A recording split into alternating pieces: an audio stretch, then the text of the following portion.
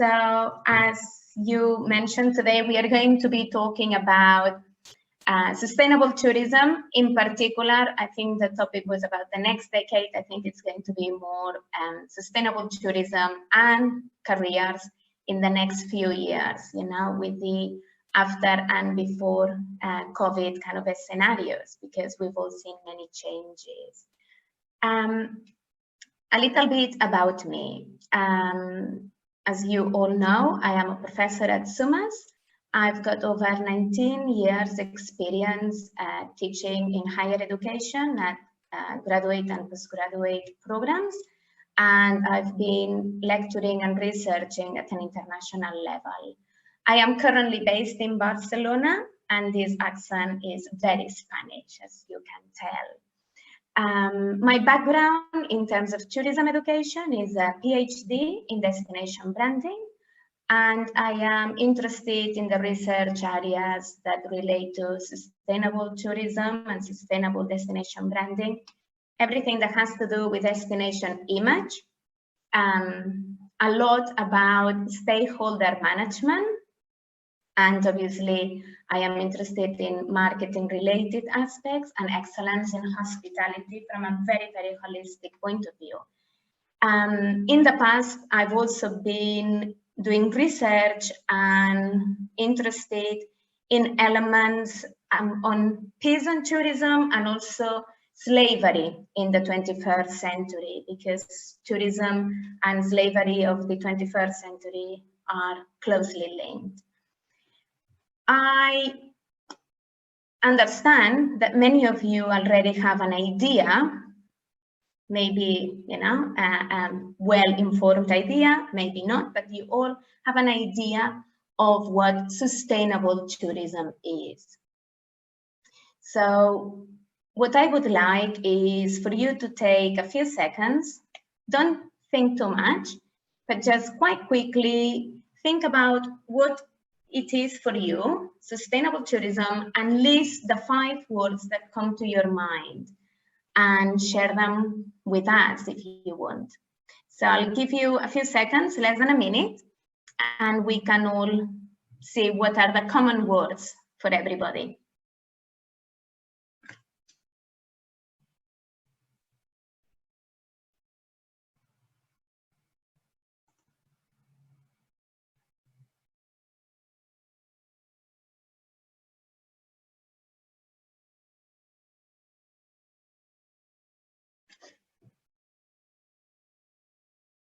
Okay.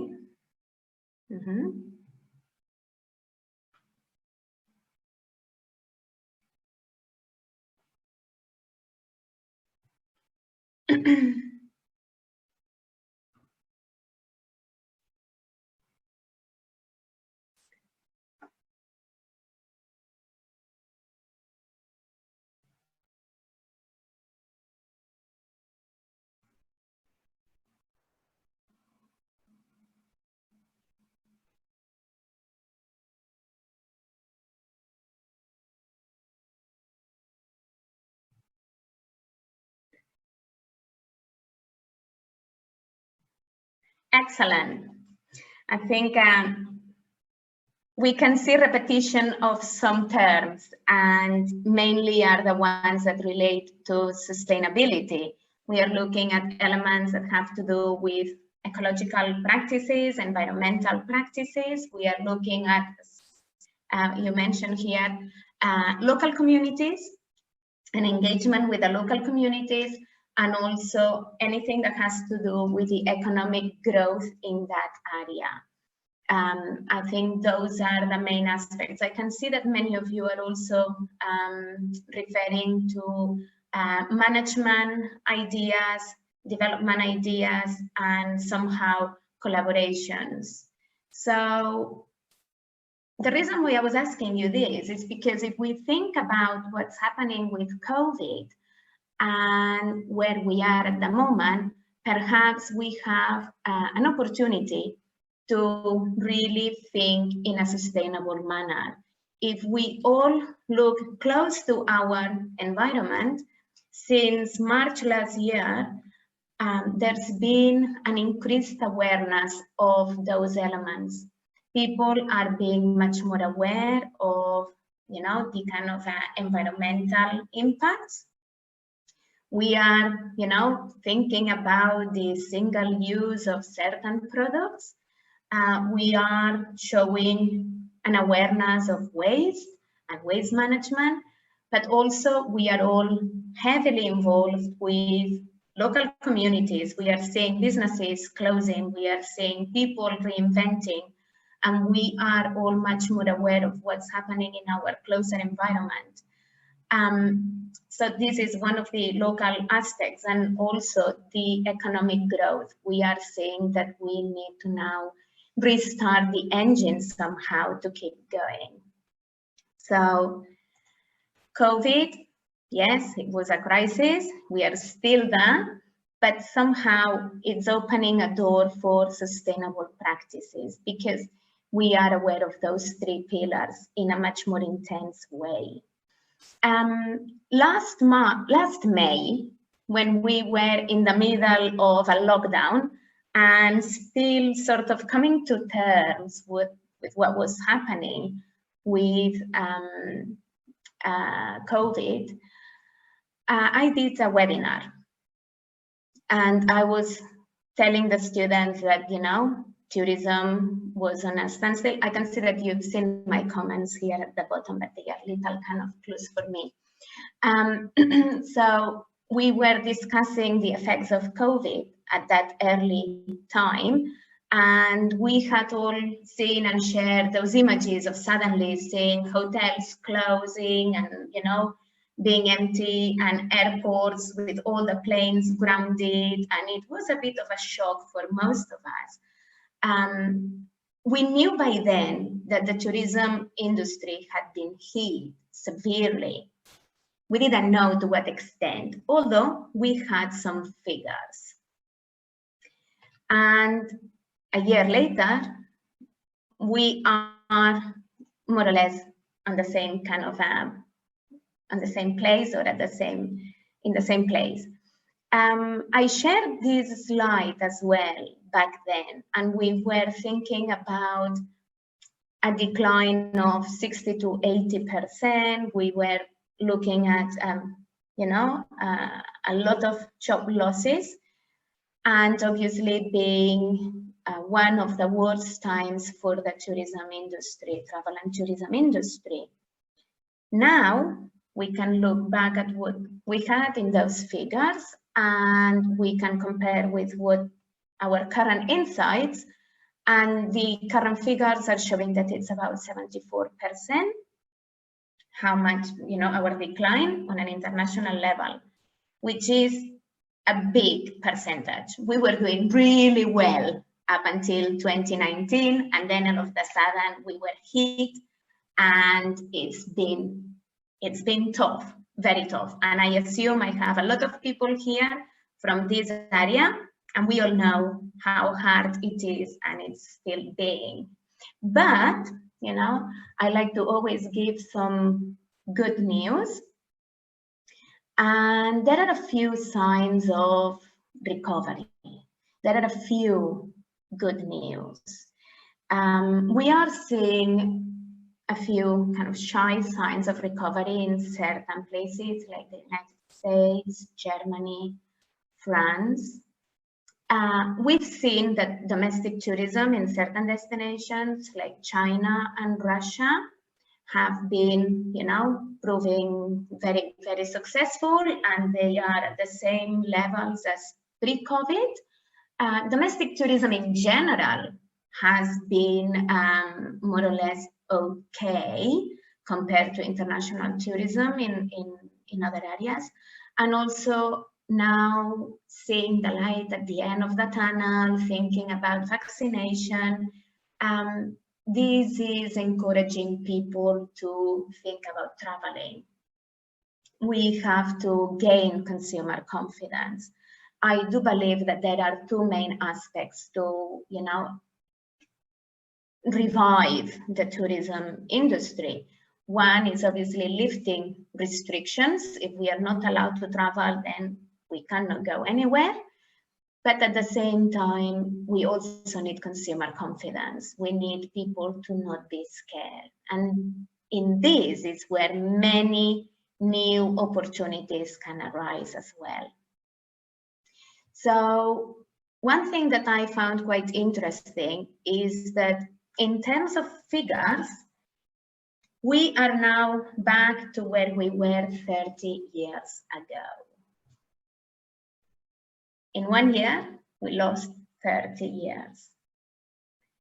However, research is indicating and data is indicating that we might see a little bit of a turn towards the second half of 2021.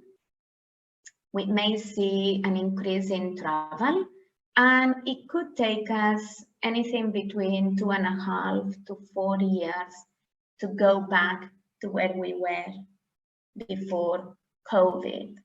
So, you know, figures are there to be interpreted.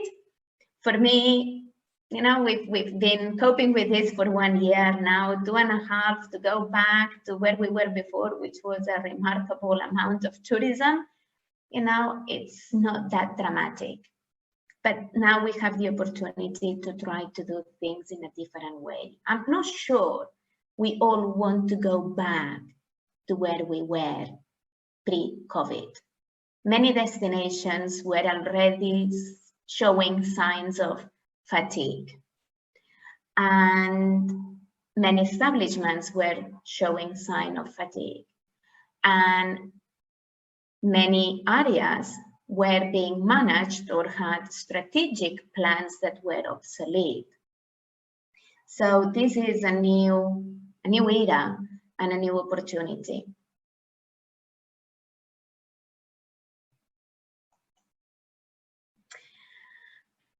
Talking about going back to tourism and restarting the engine, I was watching a program yesterday about the COVID passport and the debate about it.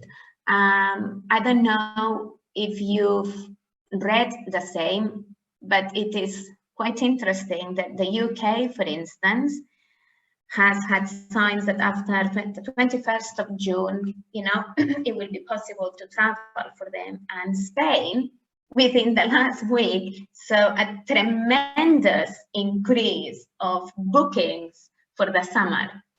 So a lot of people from the UK have already planned for a holiday in Spain. I've also read that cruise liners are starting to think about operating, and actually one of the first ones to take the lead is departing from, you know, Israel because of the COVID passport as well. But anyhow, I think you would all agree with me that COVID is a crisis. We are living a crisis, one that nobody expected, or at least I didn't expect at all. And with crisis, people are forced to think outside the box. Usually with big crises, we have big innovations, big changes. We have to have more imagination, and we have to maybe reinvent. So again, this is an opportunity for tourism to think outside the box, for tourism, you know, related professionals to reinvent and to think about what they want next and to be very innovative.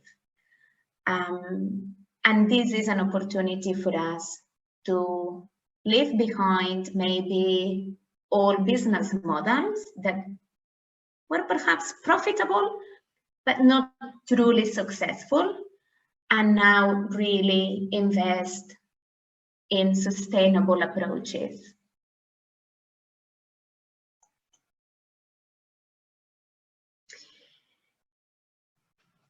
Many months ago, I read an article from McKinsey So that you know, the research that I've used for this presentation is based on data from the UNWTO, WTTC, and then two consultancy projects. One of them is McKinsey, and the other one is Oliver Wyman. I found that research quite interesting. And when I was reading something from McKinsey, I came across this article, and it was referring to manufacturing, but it talks about a journey, you know, to recover, to go back to business. And I decided to apply it to tourism because I thought it was quite nice to link a concept of a journey with travel and tourism. And I took the ideas from this research and applied it to the tourism industry. So today, I'm going to be sharing with you these different stages, and we will also contemplate the research that is leading towards the future of tourism in terms of demand and supply.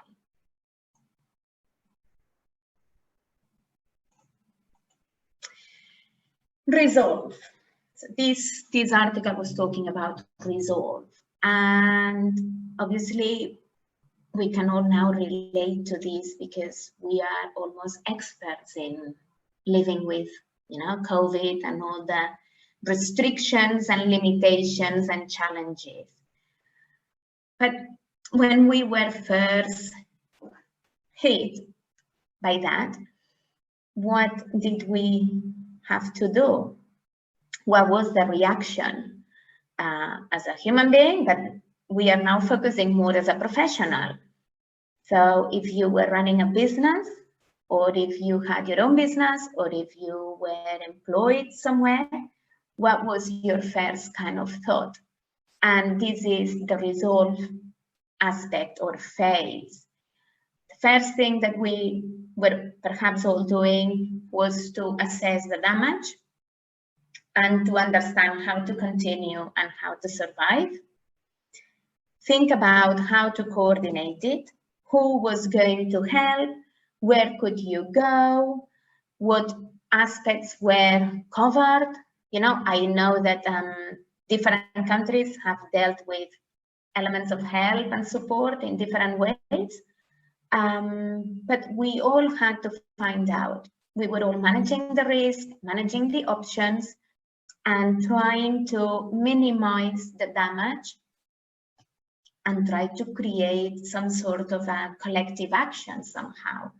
You know, we were trying to create collaboration.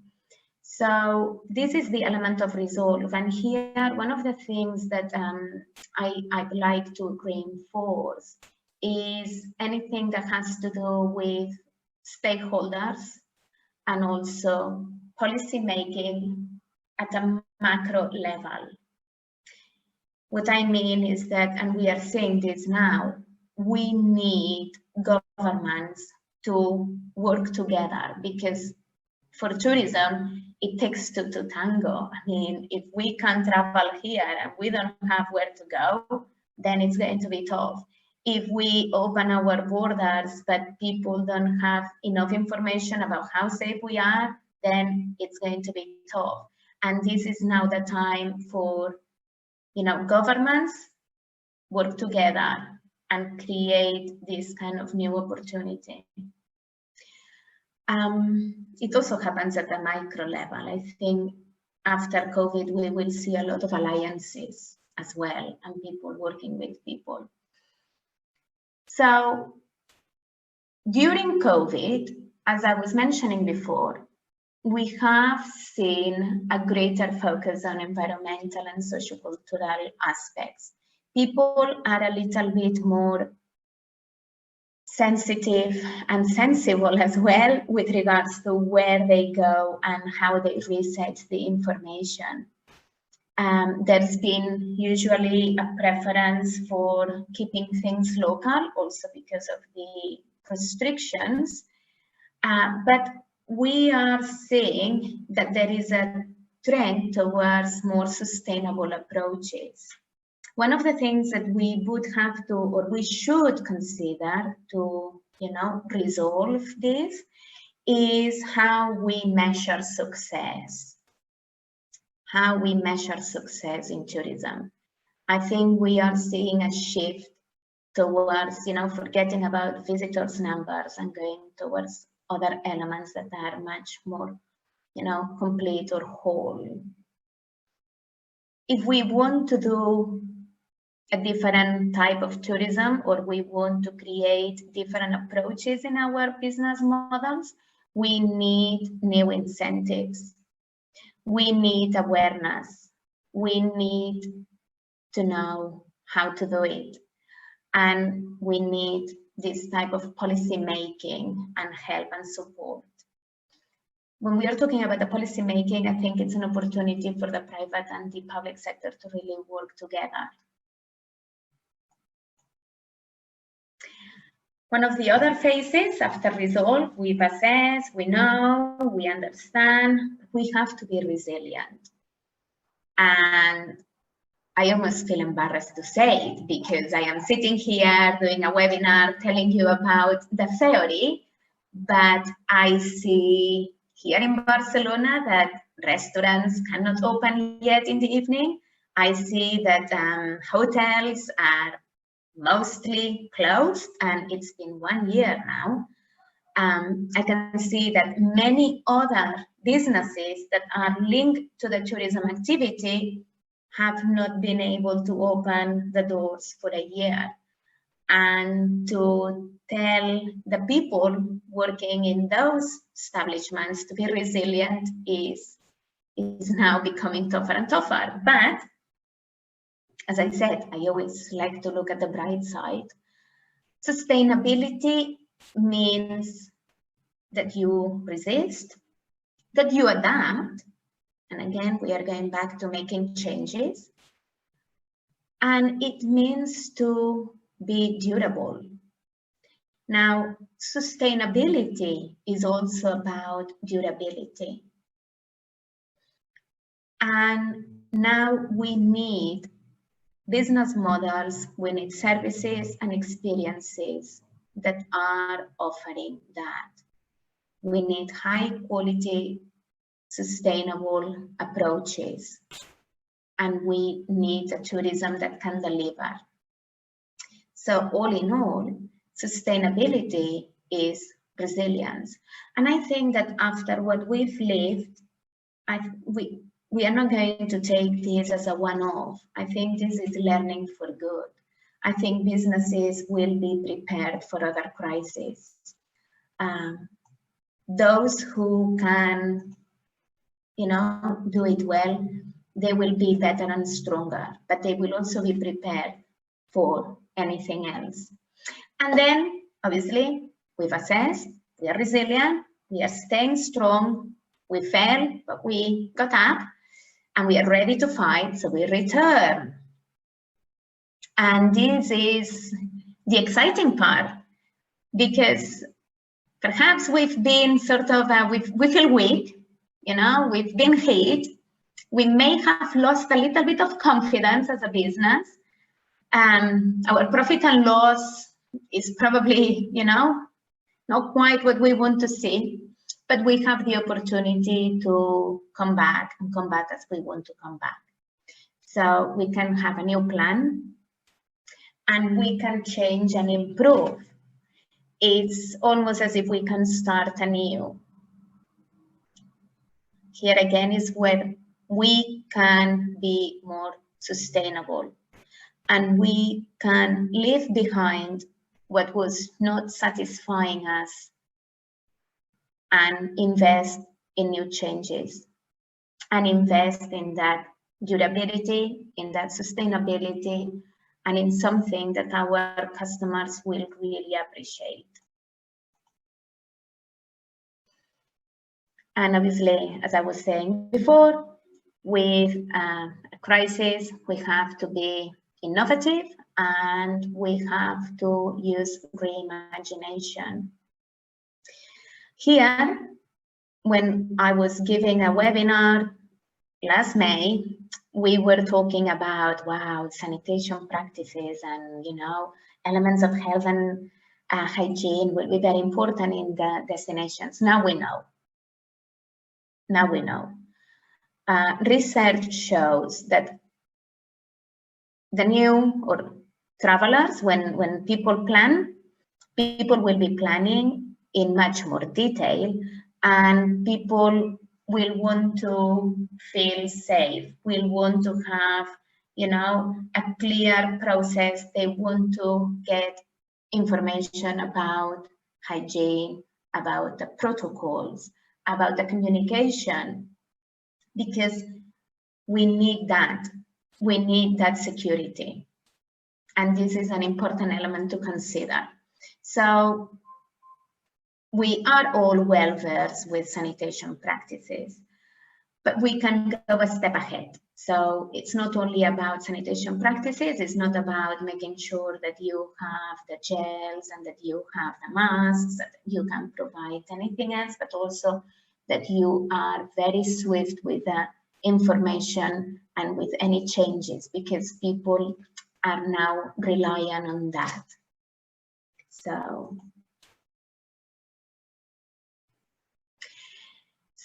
with regards to the new trends, what it's going to be like. And when I'm talking about future, I'm talking about this summer. So it's pretty much the immediate future.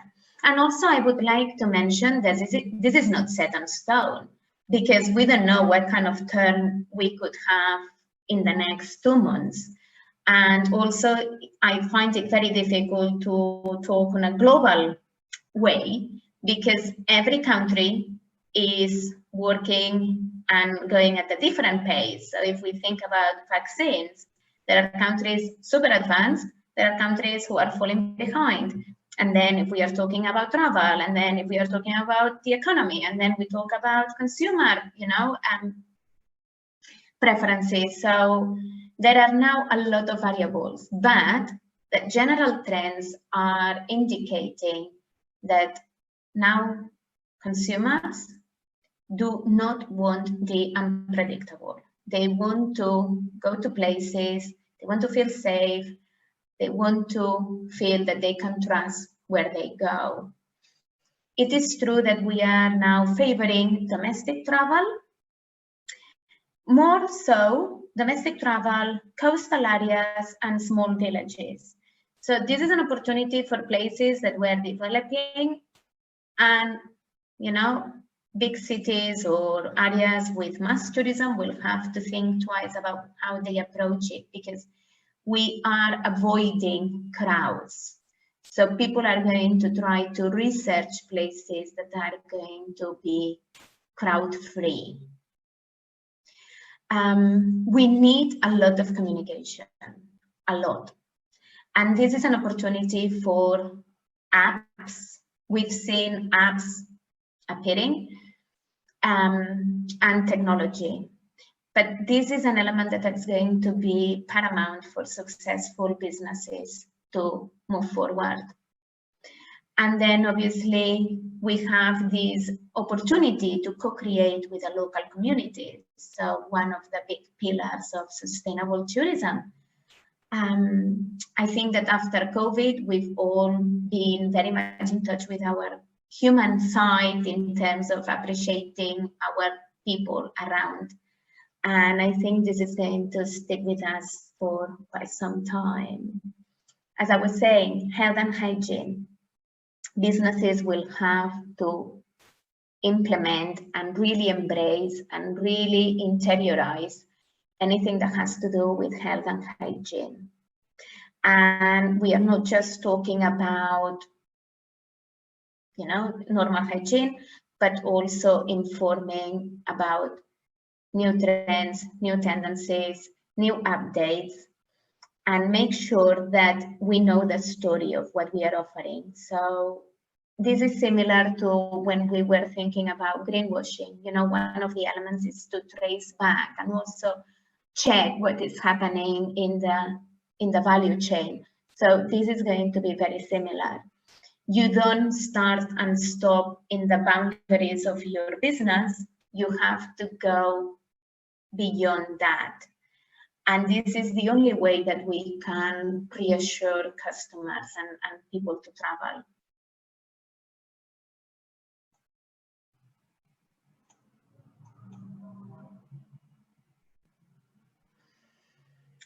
So one of the things that I was also reading and I find fascinating is this turnaround on digitalization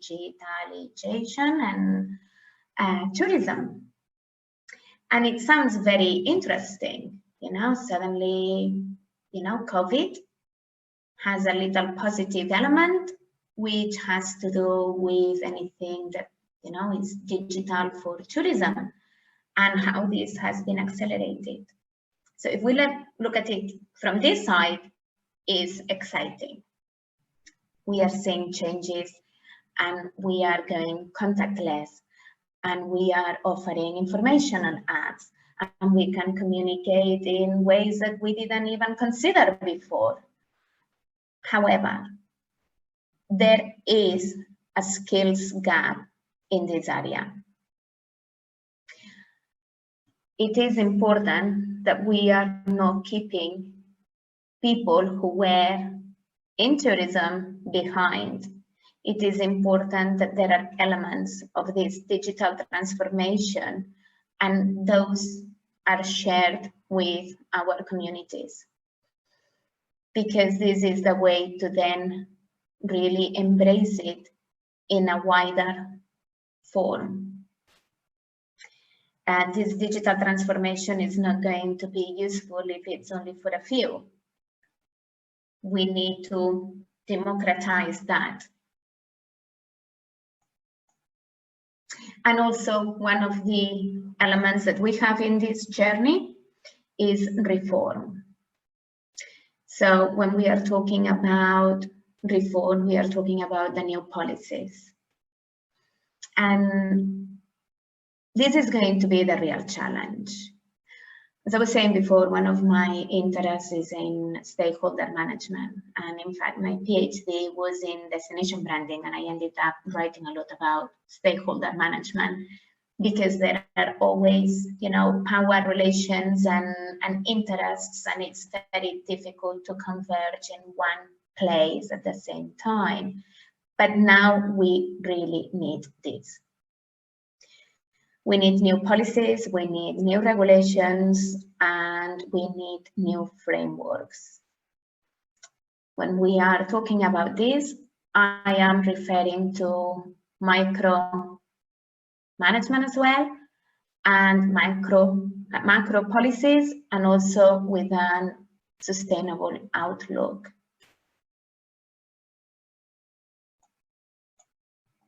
So, the main elements and where we can find opportunities in terms of careers, in terms of business. We have now a new distribution of tourists over space and time. We are seeing that people are trying to avoid going to massified areas, and they prefer rural and coastal towns. We also have to consider, and that's what we were saying before about a kind of agreement that goes beyond countries, all the restrictions and limitations in certain places, even moving to the next area or town, not town, but to the next geographical place within the domestic boundaries is now forbidden. So we are playing with the elements of restrictions, but also preferences. And for quite some time, I think that we are going to be going closer to home. Domestic travel is going to be still strong. And also we are going to be favoring places that are less crowded. Those are opportunities for those places. Also, there is an increase in local involvement and cultural awareness. What has been also researched is that now the demand of the person traveling has changed in the way that the amount of planning and research is much, much, much higher. Before, people would just snap a break and go somewhere that they had heard of. You know, it was not that difficult because you would have in your image where you were going. But now people are creating itineraries or researching destinations. They do it themselves and they spend time because they want to know the ins and outs of that experience. So that's going to be also interesting because how they reach or they access this information, what type of information is going to be, you know, an important factor to choose one place or another, or one establishment or another. Obviously, mobility and transportation. Airlines are having a really difficult time. Many people are preferring mobility by car, but we are seeing now changes. And as I was saying to you, it's been extraordinary, the amount of bookings that we've seen from the UK coming to Spain in this, you know, in the summer. We have an opportunity for social responsibility. We have an opportunity to rethink our approaches and how we were embracing social responsibility. And obviously, we need leadership. So we need leadership. And when I think about leadership, I also think about entrepreneurship. When we were talking about this webinar, I said, well, one thing that I cannot tell you exactly what jobs there will be, or if there's something that it's going to be new. Yes, we know that there are elements of digital aspects. We know that there are destinations that have opportunities for growth. We know that we can now work more on certain aspects to create an experience that, you know, people will really trust you and that you are going to provide the right package. But we also have opportunities for, you know, entrepreneurship. Create your business. If we are at zero, create your business. Maybe you go somewhere. And with big crisis, as we were saying, there are opportunities for new innovations. I was reading somewhere about all these new apps, which were fantastic and are doing really well. Other things that we can consider if you are, for instance, creating packages, or if you are offering packages as a hotel or as a tour operator, the new trend is that people are going to spend more nights than before. We are researching more, we are spending more nights, and whereas before the stays were between 3.5 to 5 nights, now we are going more towards the 0.459 nights. So this is an opportunity also to create packages and to involve more businesses in one destination and provide more services to that one destination. And one thing that I read that it's here on my notes, yes. Working remotely. This is supposed to be now the new norm. And when I say that, and when I was reading about that, I thought, okay, so this is for who? For the person working on tourism or for the person traveling? And actually it works both ways. So I think this is going to be a very interesting shift, because tourism usually needs, you know, the presence of people in many establishments or, you know, tourism related businesses. But at the same time, one of the issues in many of those businesses is that it's very difficult to harmonize your private life with your professional life. You know, people, and I know that many of you probably working in hotels, for instance, or in tourism related businesses, when it's high season, you don't see anything else but that business. You probably have unsociable hours and you work very long hours. But if we are now getting used to doing some, remote work, then perhaps this can be an opportunity for us to redesign our lives as well, our balance, and, approach business and approach tourism and approach everything in a different or with a different gaze.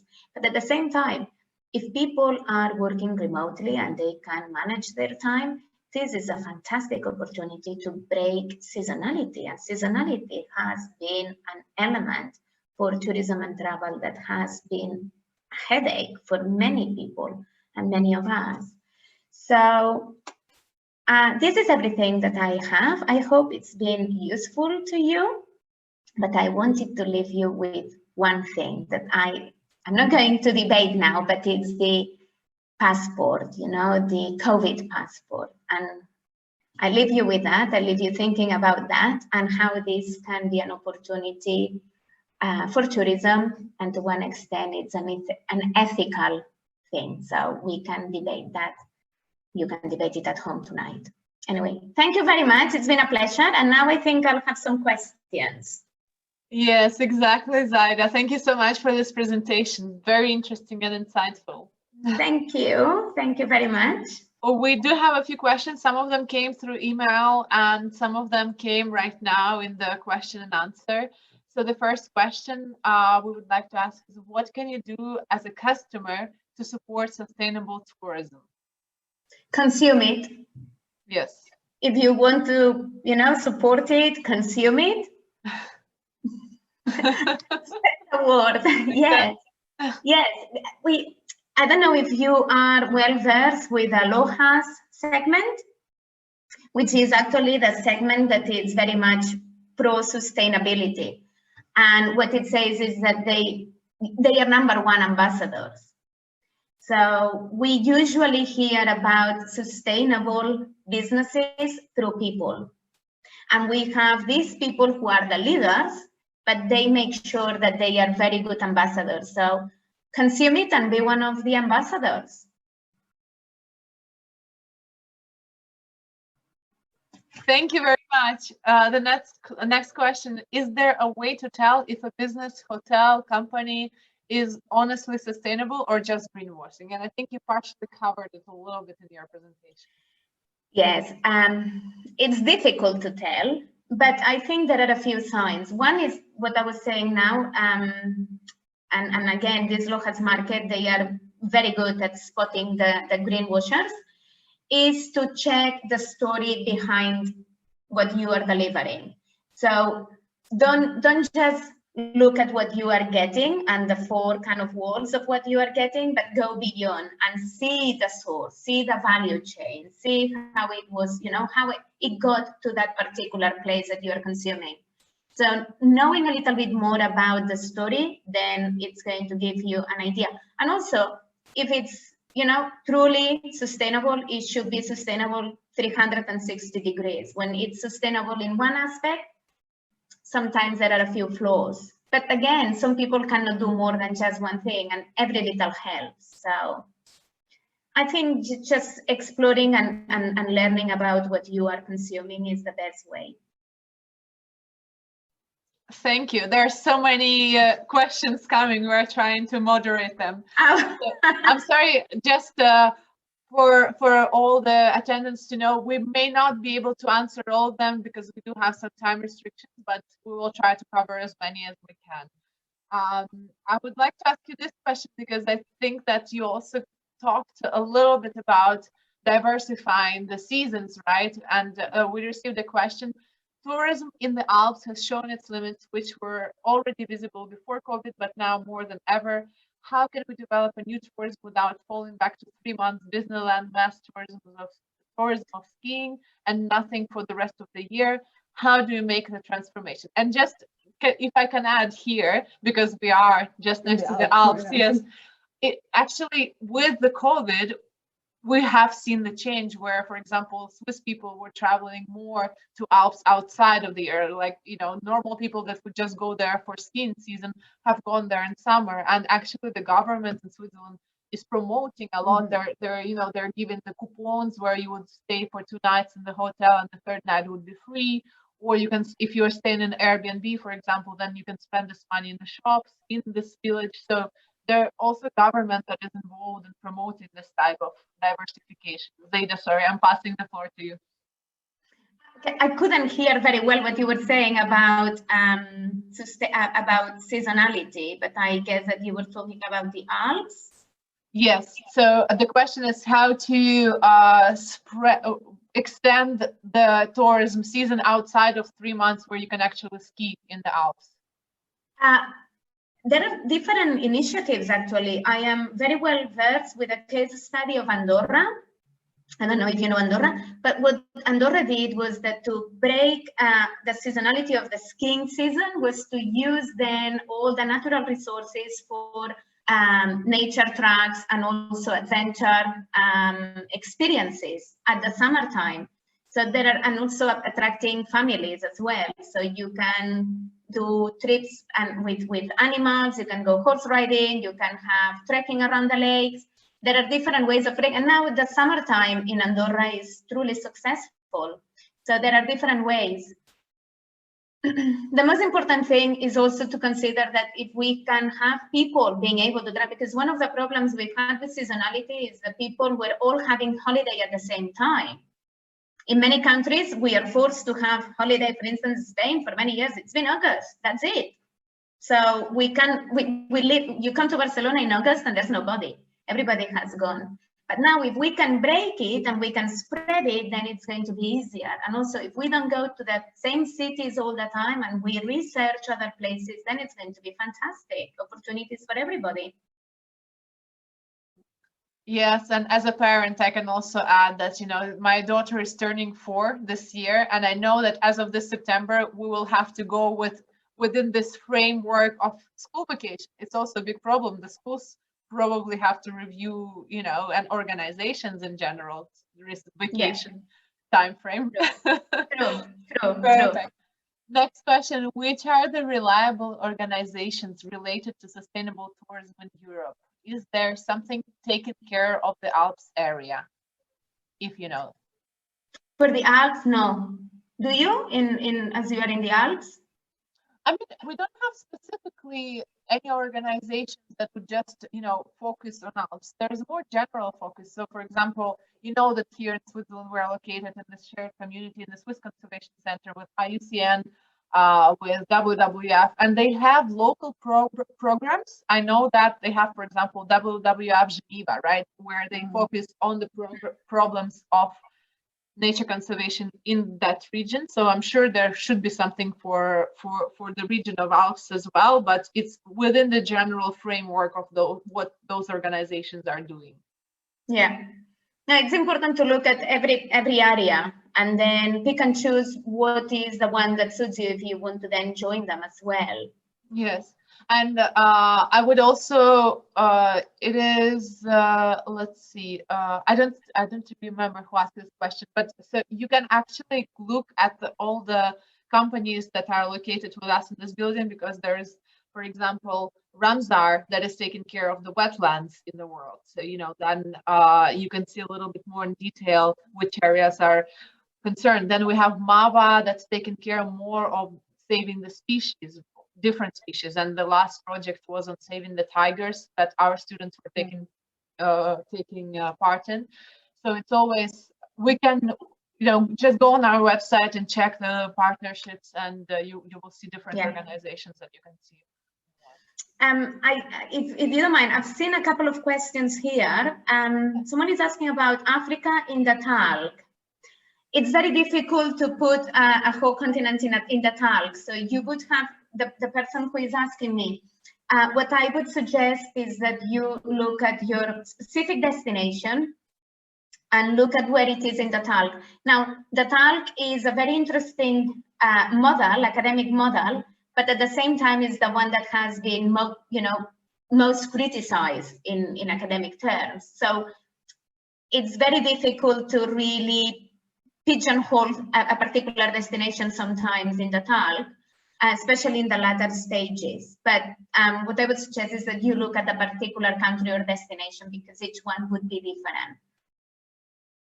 So it's not the same looking at even certain areas of Kenya to looking at maybe Mauritania in the talc. Yeah. Perfect. Okay. Do you see another question you would choose? Otherwise, we have some. This one is about courses, so it's all for you. There is one. Did you see some new job opportunities related to the possible inclination of the tourism going more towards sustainability? I don't see this one. Can you ask it again? Can you tell me what is it? Do you see some new job opportunities related to the possible inclination of the tourism going more towards sustainability? Yes, I do. In terms of jobs, yes, I do, definitely. It's what I was saying in the presentation, because ultimately you are also, when we talk about tourism, it's very broad. I don't know if we are talking about destinations. I don't know if we are talking, hospitality, or other businesses. But I think that there is a big opportunity for creating experiences that are sustainable, and for also, related to what we're saying about greenwashing, really telling the truth and being transparent. And even if it's a little, if you say it because you really believe in it and you portray that message, then it's going to be a good message. So in terms of communications or anything that has to do with communications, in terms of what I was saying before, digital transformation, big moment for that as well. And also creating experiences, because we need to have our people to trust what we are offering. So there's going to be an element of trust, and that's going to be important.